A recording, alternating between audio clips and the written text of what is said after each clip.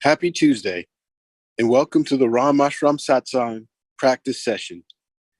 My name is Eddie. I've been practicing Satsang for over 14 years, and today I will be introducing the facilitator for today's event. But first, I'd like to give you a brief introduction to this practice session. If you'll direct your attention towards your screen, you'll see the first element is Satsang. Satsang is a scientific technique for obtaining peace, light, and love in your life. No physical skill, spiritual accomplishment, or meditation experience is required to begin its practice. Satsang consists of two words, Sat and Sang. Sat means positive energy, and Sang means to be with or to be in the presence of. Therefore, the word Satsang means to be in the presence of positive energy. The next element is meditation. Meditation is an important element of Satsang. When we meditate, we withdraw consciousness from worldly objects and direct it inwards to focus on a single thought. In doing so, our minds become calm and our thoughts become pure, thereby allowing us to obtain higher states of consciousness, such as enlightenment, peace, light, and love. Inner orientation. There are two types of Satsang, inner Satsang and outer Satsang. An example of outer Satsang would be chanting or attending pilgrimages. Through the practice of outer Satsang, we have the potential to change our behavior. But only through the practice of inner Satsang can we obtain higher states of consciousness, such as enlightenment, peace, light, and love. The Satsang that you will learn here today is an inner Satsang where we meditate in silence. Group session. These practice sessions are structured for group participation. When we meditate as a group, our focus is improved and our personal progress along our spiritual path is expedited. By regularly attending these practice sessions, the benefits of group participation are amplified. Joy and inner happiness. All beings wish to experience joy. Joy is the eternal longing of the soul. But only through the practice of inner Satsang can we obtain a joyous state. Each time we practice Satsang, our inner happiness gradually increases, ultimately culminating in a state of joy, which we experience 24 hours a day, 7 days a week. The agenda for today consists of 3 sessions: the informative session, the practice session, and the interactive session. During the informative session, a lecture will be given about a Satsang topic, the founder, or some relevant spiritual topic. During the practice session, instruction will be given on how to meditate, followed by a period of practice. During the interactive session, you have the opportunity to ask questions, or there'll be a panel discussion. And now, I'd like to introduce the facilitator for today's event. He has over 40 years of Satsang experience. He's the grandson of Guru Maharaj, the founder of Ram Ashram Satsang. He was born into a Satsang family where he experienced his family members obtain states of enlightenment and lead lives of peace, light, and love. At an early age, he began traveling with the mission throughout India, conducting satsangs. And upon arriving here in the United States with his wife, they began conducting satsang for local satsangees. Since then, he has worked with teams of satsang members to translate important satsang literature into English. He has also strived to work to make satsang more accessible to English-speaking audiences and Western audiences. He currently travels throughout the United States and India, conducting satsangs while maintaining his duties as a husband, a father, and an IT executive. Today, he will teach us a rare and ancient form of satsang as taught by Guru Maharaj. Please join me in welcoming Mr. Sanjeev Kumarji via videotape message.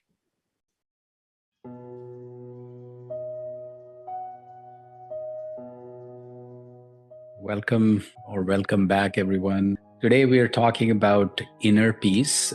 And I was just reading, Dalai Lama said that do not let the behavior of others destroy your inner peace.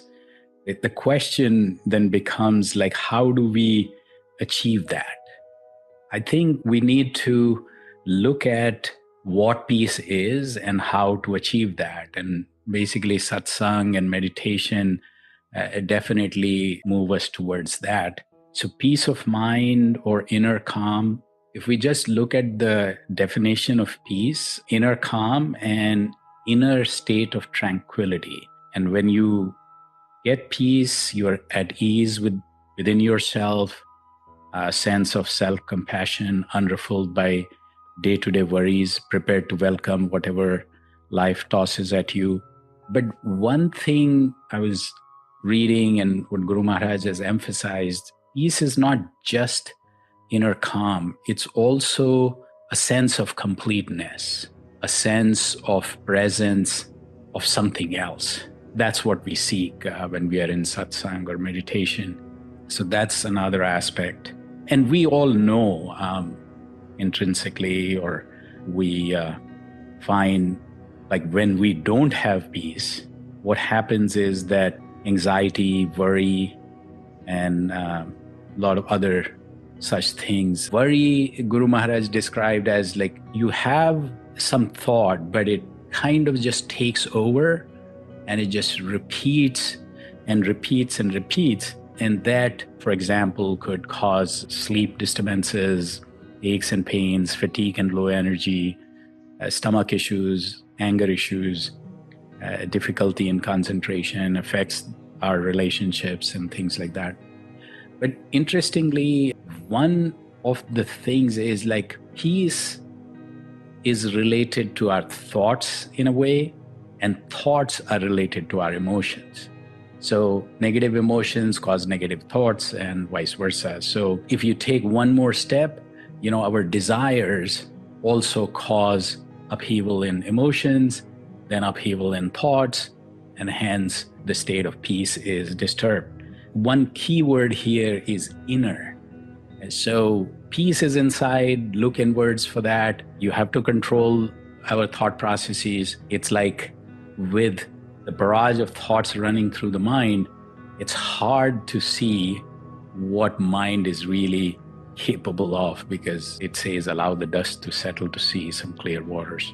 One more thing I wanted to talk about here was life is unpredictable. Time and time again, challenges will surface, complicates our daily routine, leaves us anxious and drained, and even fear comes in. There might be a job situation, health of somebody close, and all these things, when they take over, the problem is that if we fixate on these things, that would disturb our peace.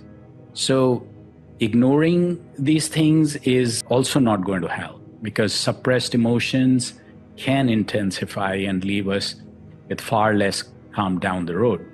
So there is a concept of acceptance. On the other hand, that can make a difference. Research shows that accepting your own thoughts and emotions can be an effective strategy. This is like reframing. And what I find is that meditation helps us in acceptance and even forgiveness. If you are feeling hurt, angry, or someone wrongs you or treats you unfairly, all these things start troubling us, and that causes that whole upheaval that we were talking about. What we find is that there is a lot of research that says acceptance and forgiveness actually helps. And what really helps is the meditation that we will practice. It helps in both acceptance and forgiveness, provides us that inner strength. So if we really look at, how to be peaceful, basically meditate.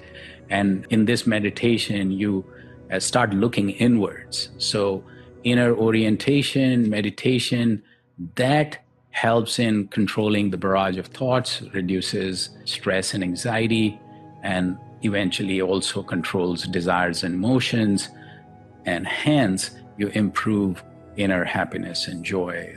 Inner happiness, I also want to emphasize, is like there is happiness that we find in a lot of material things, but the real happiness is inside. The real joy is inside. So when we tie these two things to things outside, when the outside world changes, our state also changes. So what we need to figure out is how we keep this inner happiness, which doesn't get affected by the outer events. And that is another thing that you can achieve through increasing this feeling of joy and inner happiness through meditation.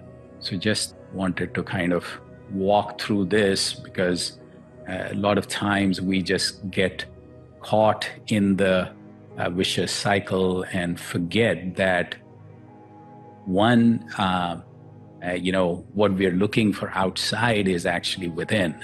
So happiness, peace, when we look inwards, when we seek within ourselves, we actually gain inner strength, gain inner peace, and inner happiness. And after the session, we can talk through if there are any questions around those concepts. The last session, we had a pretty good discussion on some of it. I'll basically leave some time for the questions after the meditation. Let's basically get down to our practice. We can talk about inner peace, we can hear about inner peace, we can read about it, but this is something that we need to find within and experience it. So let's practice. This practice was established a century ago by my grandfather. I was born into a satsang family, as Eddie was talking about, very fortunate. And in the last session, I was talking about it. One of the reasons why I feel that this is to be shared is because I found some people, and that's another thing we can talk about, like why we all are not finding lasting peace. So I found some people who actually achieved through satsang a state where, one thing we were talking about, if the ups and downs of life don't affect you, your internal peace, I mean, that would be amazing. And just finding that, yes, there is a method, there is an approach which can take you there, because I find that there are very, very, very few people who actually learn to have a consistent and level of inner happiness and inner peace. So that just drives me to say, okay, maybe just share with others and see if some folks find it to pursue the path which could lead to, and there are plenty of those ways in which you can achieve that. This one, Guru Maharaj, my grandfather would say, is one of the simpler ones, and simple probably is a relative term. What he says is that give about half hour to an hour to yourself. Develop a practice. Be in the presence of this transcendental energy which uplifts you, recharges you. And once you start doing that, that would start transforming the rest of your day, rest of your days.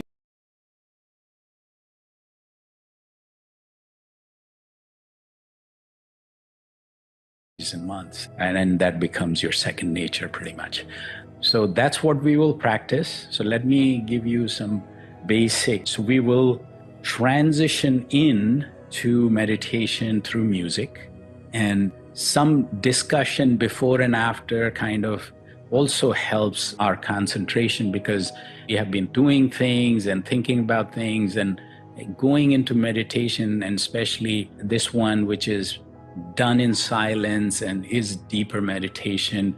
It is very important that we transition into it and ease into it and give some time to transition into a deeper meditation. So once I tell you how to meditate, we'll have a few minutes of music, and that helps us. And then about 15-20 minutes of meditation in silence. Then we transition out with music again. Now, what is important here is to focus. We need to make sure that the mind doesn't get distracted. And one of the things that distracts our mind is when our body moves. So we have to minimize the bodily movement. So typically what you have to do is sit in a relaxed posture, any relaxed posture, so that body doesn't move too much. Because body moves, your mind moves with it. Another thing is eyes lightly closed, because sensory input also distracts your mind. So two basic things: relaxed posture so the body doesn't move too much, eyes lightly closed. And if you can, then try to keep spine straight and chin a little inwards for better posture, but that's now optional. Used to be strictly enforced before. A lot of people have back issues these days. Now, relaxed posture, eyes lightly closed.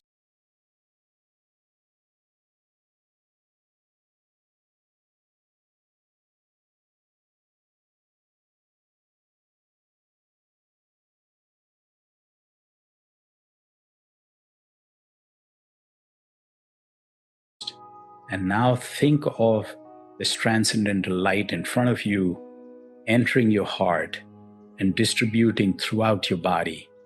So you are getting completely immersed in this uplifting, positive energy in form of light. So this light is in front of you, entering your heart, distributing throughout your body, and you're becoming one with this light.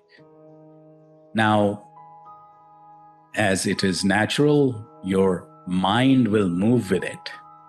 So you have to bring it back. As soon as you realize that your mind has wandered away somewhere, just bring it back to this thought that light is in front of you, entering your heart and distributing throughout your body, and you are getting completely immersed in this light. So, as I said, music, deeper meditation in silence, then a few minutes of music again. So let's start now.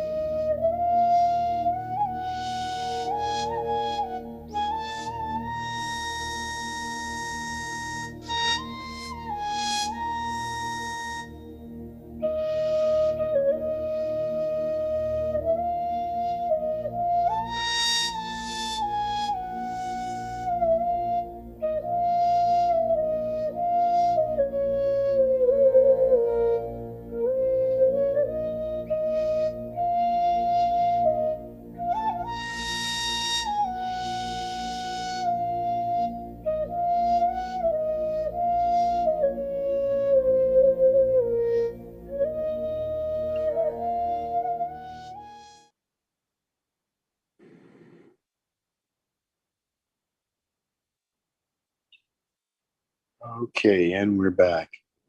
Next, we're going to play a very short 3-minute video on Ashtanga Yoga. This will help you understand the process or certainly the components that are necessary for us to achieve yoga, which is simply reunion with the source from which we came from, or you can call it God realization, self-realization, or samadhi. But first, because some of the words are in Hindi, I just want to give you a translation of what some of the words are. Asana means posture. Pranayama means breathing. Yama and niyama are related to ethics and morals, if you will. Pratyahar is the process of returning your focus back to the thought of meditation. Once it becomes distracted, you're going to return back to your original thought of meditation.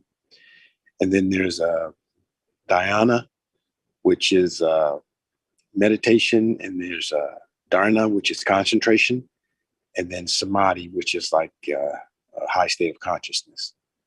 So hopefully that'll help you, but we'll re-review this video many times in the future. So don't worry about it if you don't get everything this time around.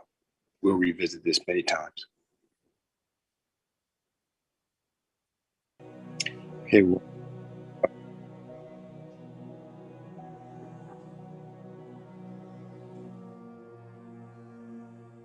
The similarities and differences of satsang and yoga philosophy in the context of Ashtanga Yoga. Ashtanga Yoga describes 8 limbs of yoga. 2 of them, asanas and pranayams, everybody understands the physical exercises, poses, and stretching exercises, etc., as well as the breathing exercises. So that well understood. The 4 meditative practices, the pratyahar, dharana, dhyana, and samadhi, they work in conjunction with the other 4. So asanas and pranayams create and tone the body and the breathing.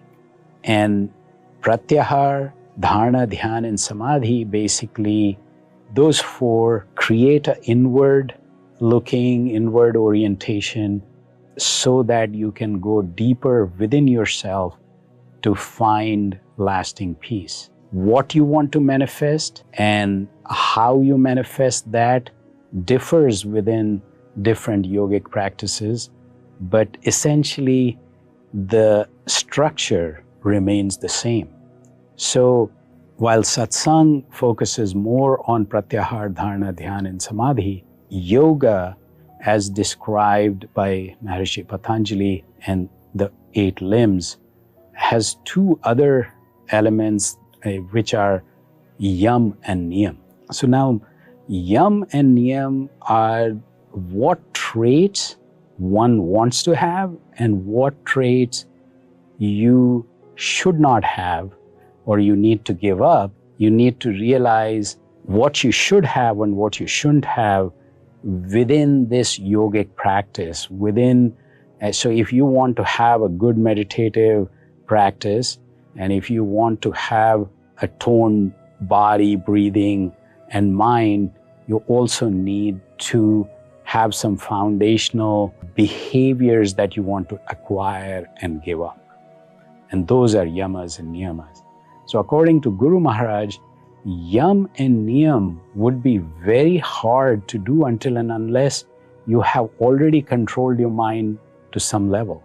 Yes, toning your body and breathing helps, but controlling your mind will actually give you the inner strength to have some control on your behavior and hence be able to implement yama and niyama. Like, for example, truthfulness is one of the things that you want to have, you want to acquire, or you should pursue truthfulness to be a good yogi. But how would you do that unless you have the inner strength? And that inner strength you would find through meditative practices or satsang. And the list goes on and on, like all the yamas and niyamas. If you really want to follow properly or you want to actually implement in your life, you should do satsang first or meditative practices first. You tone your mind, then you will have the inner strength and inner capability to be able to implement that.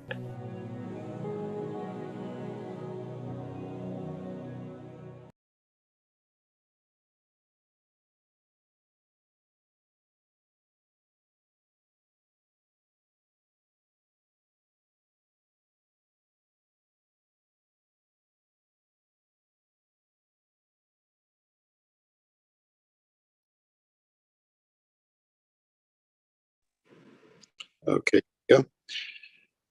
Okay. We're just about ready to wrap up. I just wanted to review some of the important points that were made when Sanjeevi was talking about peace and how we should obtain it. He mentioned that we shouldn't let others, the behavior of others, affect us. In a sense, we should just let those things sort of roll off of our back and not disturb our inner state. And he said that we should develop this sense of presence. And this really is developing a strong inner state. You've heard people say sometimes that, I just feel like I know myself and I feel strong internally. And that's kind of what what a sense of presence is. You really know who you are. You're connected with your higher self and you have this inner strength that really keeps you peaceful. That makes you, as some say, cool. You don't get too high. You don't get too low. You sort of stay even keel. Now, he mentioned that to maintain peace, it's good to meditate and to control your desires and your emotions, because when your desires and your emotions are sort of overly excited, very active, it disturbs your thoughts and it disturbs obviously your emotions. And so this causes uneasiness in your body and can lead to worrying and anxiety, and it just starts a negative chain of emotional and physical behaviors that you don't want and that are non-peaceful. And then the other thing is to seek joy, but this is more of an objective and a goal, and you achieve that by practicing meditation and by we mentioned the yam and niyam, by practicing those things in your daily life, because they help you maintain your inner peace throughout the day. And obviously, we all know that as we are more peaceful throughout the day, we're happier and we're obviously more joyous. So, something to think about. Now, if you have any questions, you can post those in the chat, or if you want to say them out loud, we'll go ahead. I'll go back later and look at the videos and I'll just write them down so you can, say them vocally if you want to, but you can certainly put them in the chat or say them vocally, and we'll have Sanjeev answer those for you when he returns. So if you have those questions, please do them now. And we'll wait a few seconds.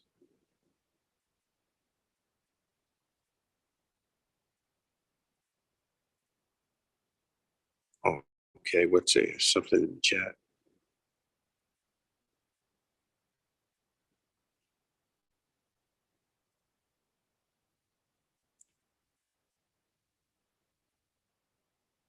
Oh, yes. Yes, absolutely. I assume you're talking about the incidents in Michigan, maybe. So, yeah, we certainly wish everyone well, all the families and all those people who were injured as well, and send out our prayers and our good wishes and thoughts. And, not just for them, but for the entire world, to be a safer world. And one thing that we can do before we retire to bed this evening is just visualize, positive light shining on this earth and seeing people joyous and happy and getting along. And that will actually help as well. So thank you for putting that in the chat.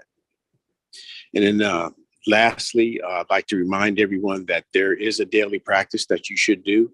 2 times a day, in the morning and in the evening for about 15, 20 minutes. Please try to do this meditation that we practiced today. That is the required, procedure for practicing this satsang, is to do it in the morning and the evening. Okay. Let's see. There's is there Yeah, something Eddie, else in the chat? Jennifer asked a question. When I have thoughts during meditation, what do you suggest? Oh, well, it's the pratyahara, right? It's go back to thinking about light entering the heart, illuminating the heart, and then spreading throughout the entire body.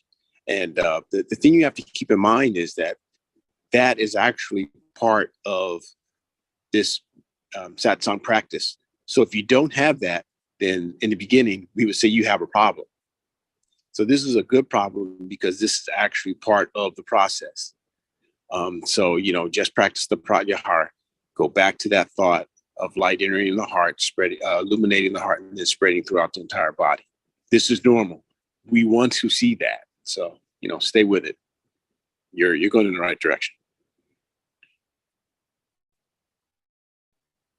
Okay. I think that's it. Shivangi, is there anything you want to add before we wrap up?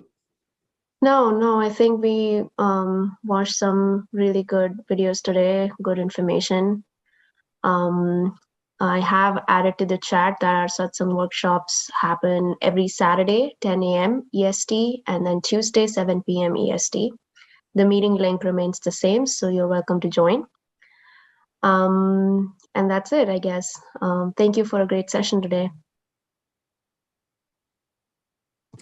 Thank you, everyone. Have a good evening.